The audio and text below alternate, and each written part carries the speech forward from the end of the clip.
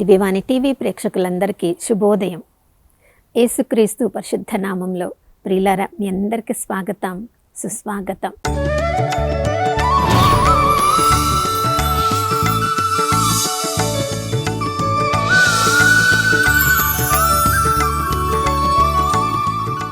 నిన్నటి దినమంతా మనం ఊహించిన దానికంటే, కోరుకున్న దానికంటే ఎన్నో రెట్లు అధికంగా ఉన్నత స్థితిలో మనల్ని ఉంచిన ఆ దేవాతి దేవుడు ఎంత ప్రేమమయుడో.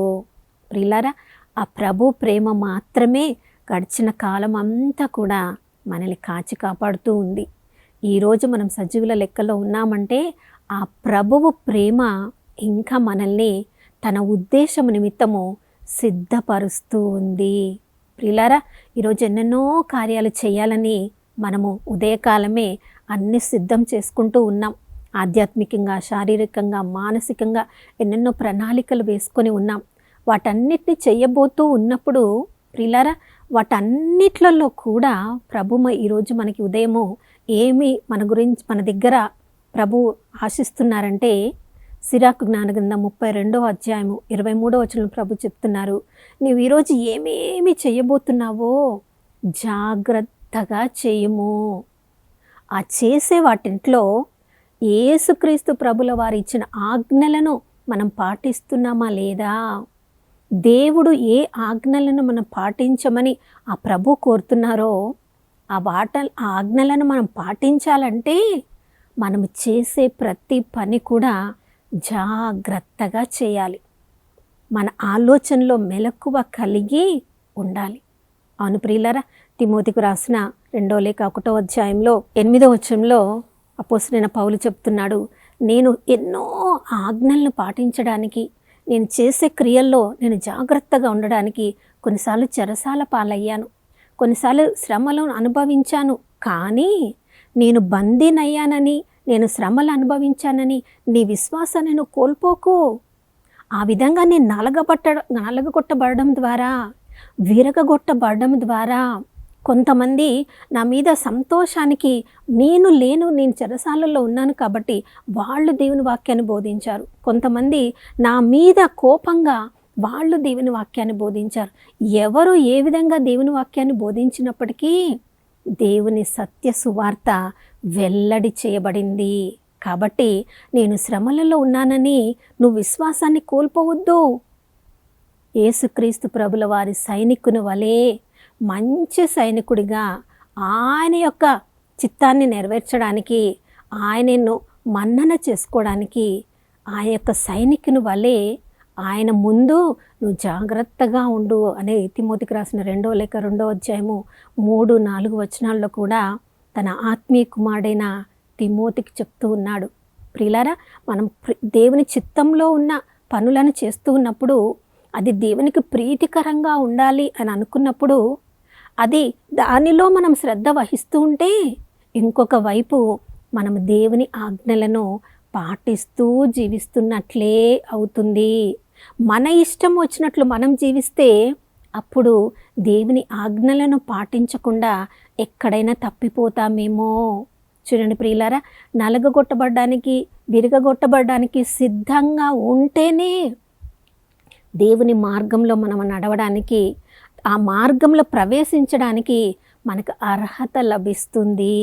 చూడండి ప్రియులారా, దేవుడు గొర్రెల కాపరిగా ఉన్న దావీదును ఎన్నుకొని రాజుగా చేశాడు. దావీదు రాజుగా ఉన్నప్పుడు అతడు ఎన్నెన్ని యుద్ధాలకు వెళ్ళాడో ఆ యుద్ధాలన్నిటిలో కూడా విజయం ఇచ్చింది ఆ దేవుడే.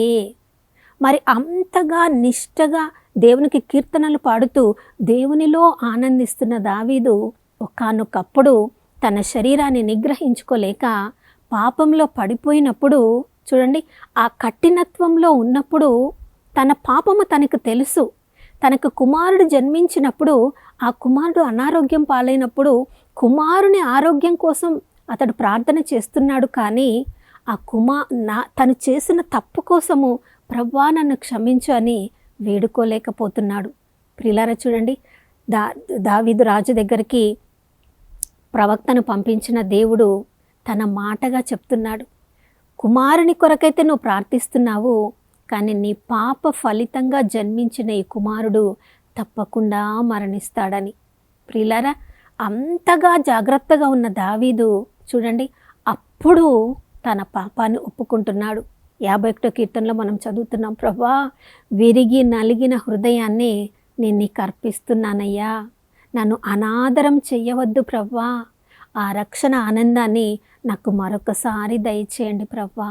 ప్రియులారా, మనలో ఉన్న పాపాన్ని ఒప్పుకునే ధైర్యం మనకు ఉండాలి. ఆ పాపాన్ని చేశాము అని ఆ స్పృహ మనకి రావాలి. ఎప్పుడెప్పుడైతే పాపము చేసినప్పుడు మన హృదయం మొండిగా కఠినంగా మారుతుందో, ఆ పాపాన్ని ఒప్పుకోనంత వరకు ఆ రక్షణ ఆనందాన్ని మనం అనుభవించలేము. ఎన్నెన్నో ఆశీర్వాదములను మనం కోల్పోతూ ఉంటాం. కాబట్టి మొట్టమొదట పాపము చేయకుండా ఎవరు లేరు. ఈ లోకంలో అందరూ కూడా పాపం చేసి దేవుని మహిమను కోల్పోయిన వాళ్ళే. పాపము చేసినప్పుడు విరిగి నలిగిన హృదయముతో దేవుని దగ్గరికి రావాలి. ప్రతిరోజు కూడా మన యొక్క పాపపు స్థితిని ఆ ప్రభు ముందు ఒప్పుకొని, ప్రభా నా వల్ల కాదయ్యా, నీ శక్తి లేకుండా ఈ లోకంలో నేను పాపంలో పడకుండా జీవించడం, కాబట్టి నీ దూతలను నా కాపలాగా ఉంచు ప్రభా, పాపపు స్థితిలోనికి నేను వెళ్ళకుండా ప్రభా నీ పరిశుద్ధ వస్త్రాన్ని నా మీద కప్పయ్యా అని ప్రతిరోజు ఉదయమే విరిగి నలిగిన హృదయంలో అటువంటి హృదయాన్ని మనకు అనుగ్రహించమని, పశ్చాత్తాప హృదయాన్ని అనుగ్రహించమని ప్రతిరోజు మనం ప్రార్థన చేసుకోవాలి.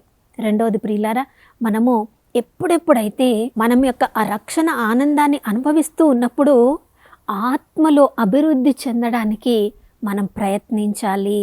చూడండి, యేసు ప్రభు ప్రేమను తెలిసిన వాళ్ళందరూ కూడా ఆ 5 రొట్టెలు వాళ్ళు భుజించిన తర్వాత ఇక యేసు ప్రభు చేసిన ఆశ్చర్యక్రియలు, అద్భుతాలు చూసి ప్రభుని అనుసరిస్తూ ఉన్నారు. కానీ ప్రభు నెమ్మదిగా వాళ్ళని సత్యంలోనికి నడిపించాలని వారికి సత్యమైన బోధ చేసినప్పుడు, ఎవరెవరైతే నా శరీరాన్ని భుజించి నా రక్తాన్ని వాళ్ళు తాగుతారో వాళ్ళే నిత్య జీవాన్ని పొందుతారని చెప్పినప్పుడు, శారీరకంగా ఆశ్చర్యక్రియల కొరకు, అద్భుతాల కొరకు వచ్చేవాళ్ళు ఆ సత్య సువార్తను, సందేశాన్ని వాళ్ళు అర్థం చేసుకోలేకపోయారు. వాళ్ళు దాన్ని స్వీకరించలేకపోయారు. ఇది ఎంత కఠినమో యేసుప్రభుని ఒక మనిషిలాగా మాత్రమే వాళ్ళు చూడగలిగారు. కానీ తండ్రి దేవుడి దగ్గర నుంచి వచ్చిన దివ్య గొర్రెపిల్లలాగా వాళ్ళు చూడలేకపోయారు. ప్రియులారా, తమ ఆత్మీయ అభివృద్ధి కొరకు ఆత్మీయ మన్నా అయిన యేసుక్రీస్తు ప్రభుల వారు దివ్య బలి గొర్రెపిల్లగా మన కొరకు అర్పింపబడబోతున్నారు. ఆ దివ్య బలి గొర్రెపిల్ల యొక్క శరీరాన్ని, రక్తాన్ని మనం స్వీకరించాలని వాళ్ళు అర్థం చేసుకోలేకపోయారు. కాబట్టి వాళ్ళు వెళ్ళిపోయారు.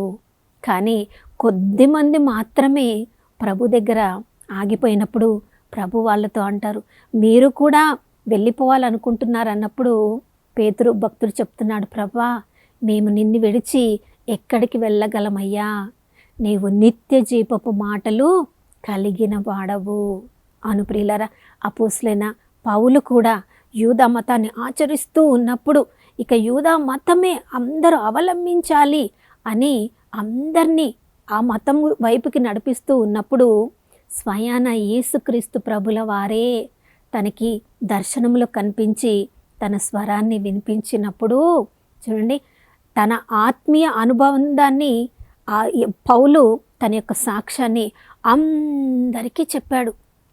అన్యుల ముందు చెప్పాడు, సాధారణ ప్రజల ముందు చెప్పాడు, రాజుల ముందు చెప్పాడు. మనము అపోస్తల కార్యములు 26వ అధ్యాయంలో మనం చదువుతున్నాం. అగ్రిప్ప రాజు ముందు నిలబడి అతని చెరసాలలో పెట్టిన కారణము, రాజా నేను ఏ తప్పు చేయలేదు, కానీ నేను అనుభవించిన సత్య సందేశాన్ని అందరికీ వినిపించాలని, ఆ సత్య సువార్తలో అందరూ పాల్గొనాలని, మీరు కూడా యూదా మత ఆచారాలను నమ్ముతున్నారు కదా అని రాజు దగ్గర కూడా తను అనుభవించిన, తను ఎదిగిన ఆత్మీయ అభివృద్ధిలో అందరూ పాలు పంచుకోవాలని రాజు ముందు కూడా ధైర్యంగా సాక్ష్యం చెప్తున్నాడు. ఆ రాజు కూడా అంటున్నాడు, ఇప్పటికిప్పుడే నన్ను క్రైస్తవ మార్గంని అనుసరించేవాడిలాగా నువ్వు చేసేవాడిలా ఉన్నావు అని పౌలుని గురించి అతడు మాట్లాడుతున్నాడు. ప్రియులారా, ప్రభుని యొక్క సత్య సువార్తను తెలుసుకున్న తర్వాత ప్రతిరోజు వాక్యాన్ని మనం చదవాలి, వాక్యాన్ని ధ్యానించాలి, వాక్యం చెప్పిన విధానంలో మనం నడవడానికి ప్రయత్నించాలి. అప్పుడే ఆత్మీయ ఎదుగుదలలో, అభిషేకంలో ముందుకు సాగిపోగలం. అప్పుడు ఏ పని ఎలా చేయాలో ఆ అభిషేకమే మనకి నేర్పిస్తుందని యోహాను రాసిన 2వ లేఖ 2వ అధ్యాయము 27వ వచనం నుంచి మనం చదువుతున్నాం. ప్రియులారా, మూడవది, ఆత్మీయ అభిషేకంతో నింపబడిన మనము, ఆశీర్వాదములతో నింపబడిన మనము అందరికీ కూడా సేవ చెయ్యడానికి మనల్ని మనము విరగగొట్టబడాలి.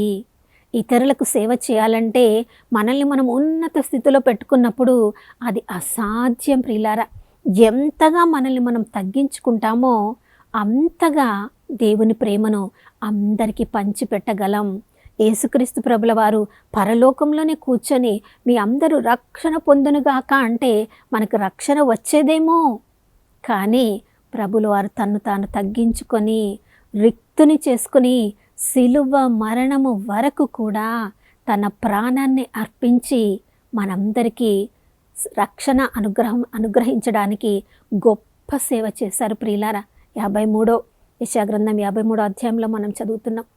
ఆయన పొందిన దెబ్బల ద్వారా మనకు స్వస్థత కలుగుతుంది. ఆయన చెల్లించిన వెల ద్వారా మనకు సమాధానం కలిగింది. మన పాపముల కొరకు ఆయన బలమైన దివ్య బలి గొర్రెపిల్లలాగా తన్ను తాను అర్పించుకున్నారు. కాబట్టి ఆ ప్రభు చెల్లించిన వెల ద్వారా పరలోకపు తండ్రితో తిరిగి మనము సఖ్యత పొంది ఉన్నాము. ఈ లోకంలో రక్షణ అనుభవాన్ని పొందిన తర్వాత ప్రతిరోజు వాక్యాన్ని చదువుతున్నప్పుడు, ఆత్మలో మనం ఎదుగుతూ ఉన్నప్పుడు ఎన్నో శ్రమలు మనం అనుభవిస్తాం. ఆ శ్రమలు అనుభవిస్తున్నామని ఇతరులకు మనము సేవ చేసే విషయంలో ఏ అవకాశంను కూడా మనము కోల్పోకుండా, అపోస్తులైన పౌలు, పేతురు, యోహానులు, అపోస్తులు అందరూ కూడా వాళ్ళు చెరసాలలో ఉన్నప్పటికీ కూడా మేము కన్నులారా చూసిన దాన్ని, మా చెవులారా చూసిన దాన్ని, యేసుక్రీస్తు ప్రభుల వారు చూపించిన వెలను మేము చెప్పకుండా ఉండలేము.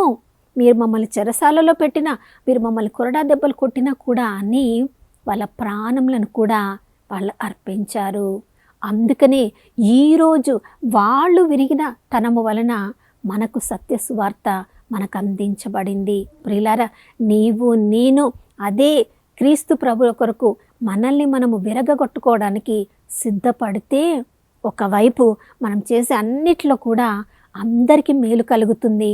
మనము దేవుని ఆజ్ఞలను పాటించిన వారమవుతాం. అంతకంటే ఎక్కువగా ఈ జీవిత ప్రయాణాన్ని ముగించిన తర్వాత నిత్యత్వములో ప్రభులో ఆనందించగలం. కాబట్టి రక్షణ ఆనందాన్ని అనుభవిస్తున్న మనమందరం కూడా ఇంకా ఎక్కువ ఆత్మలో అభివృద్ధి చెందడానికి, అందరికీ సేవ చేయడానికి మనకి కృపను అనుగ్రహించమని ప్రార్థించుకుందాం. నాతో కలిసి ప్రార్థించండి. పరిశుద్ధమైన దేవానికి స్తోత్రములు తండ్రి. ఈ లోకంలో నీ సేవలో ఉండాలని అనుకున్న వారందరూ కూడా ప్రభువా నాయనా, వాళ్ళు బాధలను, వేదలను, చెరసాలను అనుభవించారు. కొన్నిసార్లు సొంత కుటుంబ సభ్యుల దగ్గర నుండి, కొన్నిసార్లు సంఘము, సమాజము నుండి వాళ్ళు వెలివేయబడ్డారు ప్రభువా, రాళ్లతో కొట్టబడ్డారు తండ్రి. అయినప్పటికీ కూడా అయ్యా, నీ బిడ్డలకు సేవ చేయాలన్న ఆశను వాళ్ళు వదిలిపెట్టకుండా వారు చేసే అన్నిటిలో కూడా మేలైనది చేయాలని ప్రభువా, తద్వారా నీ ఆజ్ఞలను పాటించుట ద్వారా సత్య సువార్తలోనికి, మార్గంలోనికి, మీరు చూపించిన మార్గంలోనికి తాము నడుస్తూ అందరినీ నడిపించాలని ఆశపడిన వారందరూ కూడా విరగగొట్టబడతారు. ప్రభువా, మీకు స్తోత్రం. మీరు కూడా నాయనా పిలాతు ముందు నిలబడినప్పుడు నేనే మార్గమును, ఆ సత్యమును బోధించడానికే, నేను ఈ లోకానికి సత్యానికి సాక్ష్యం ఇవ్వడానికే నేను వచ్చానన్నావు. ప్రభువా, నీకు స్తోత్రం.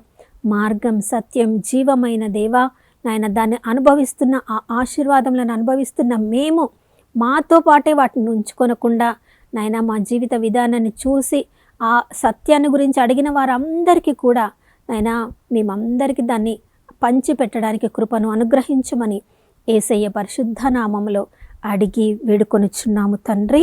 ఆమేన్. విరిగి నలిగిన వారికి దేవుడు చేరువలోనే ఉండును. ఎవరెవరైతే బాధలతో మ్రగ్గుతూ ఉంటారో ప్రభువు వారిని వెతుకుకొని వచ్చును.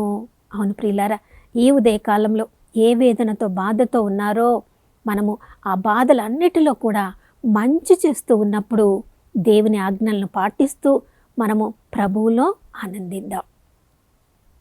మరొక నూతన శుభోదయంలో మనం అందరం కలుసుకునే వరకు దివ్యవాణి టీవీని వీక్షిస్తూ ఉందాం. ఇమ్మానుయేలు, దేవుడు మనతో ఉన్నారు.